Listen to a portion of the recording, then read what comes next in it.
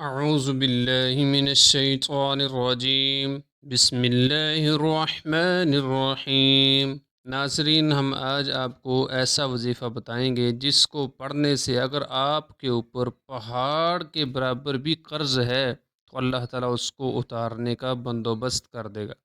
حضرت علی رضی اللہ تعالی عنہ نبی پاک صلی اللہ علیہ وسلم کے پاس حاضر ہوئے، عرض کیا اللہ کے نبی میرے اوپر قرض بہت زیادہ ہے۔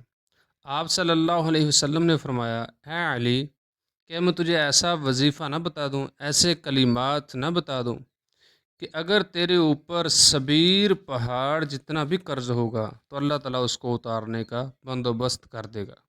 آپ صلی اللہ علیہ وسلم نے فرمایا، اللہم اکفینی بحلالک عن حرامک وأغنني بفضلك عمن سواك اللهم اكفني بحلالك عن حرامك وأغنني بفضلك عمن سواك۔